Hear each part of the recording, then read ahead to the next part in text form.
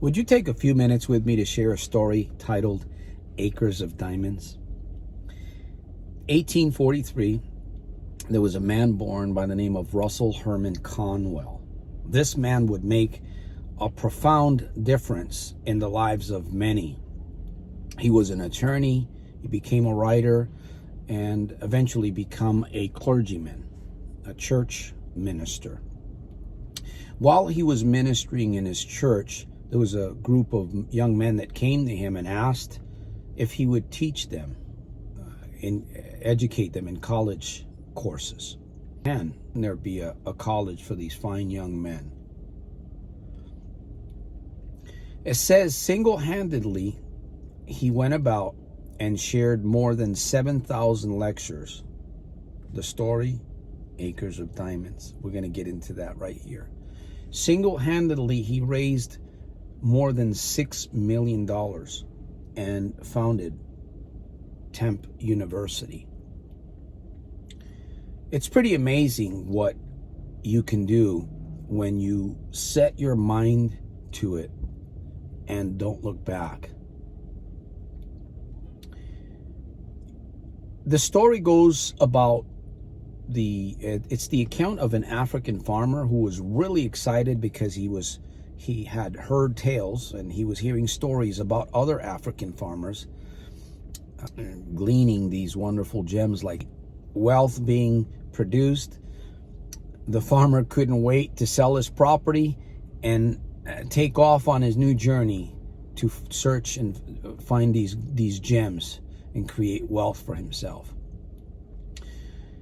After some time, the farmer searched the continents, and in a fit of despondence, he jumped into a river after no success, and he drowned. Meanwhile, back at the farm, the new owners had discovered a shiny rock near a creek on the property. They didn't know what it was. They uncovered it.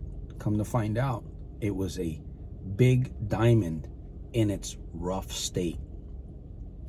They kept finding more of these diamonds on the property that they had purchased from the African farmer that had gone out and drowned himself.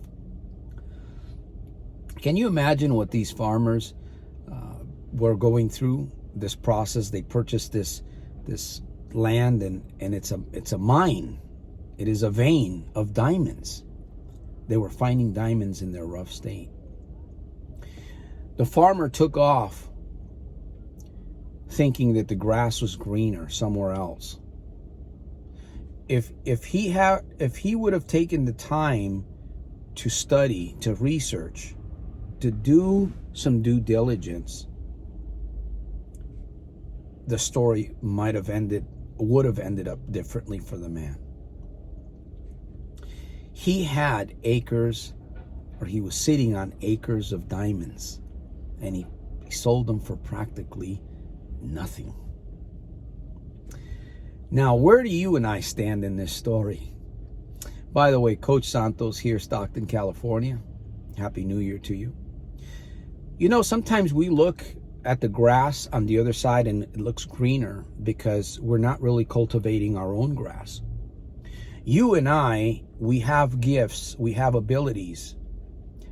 I say this quite often: start where you are, work with what you have, and go forward from there. Because there's always room for improvement within room for improvement. If you and I are not careful as we go into this new year, you and I will become distracted by the shiny things, by the confusion, the paranoia, the news, the entertainment, even friends and family. Should we be doing our due diligence before we look at the grass on the other side? I think that's a great choice. That's all I have to share. Hope you've enjoyed this. Remember to subscribe, leave me a comment, a thumbs up. And if you want to connect with Coach Santos, see what services I'm offering this new year, soldiersofselfmastery.com. right below. Peace through strength from the top of my heart. I salute you. Share this video. Leave a comment.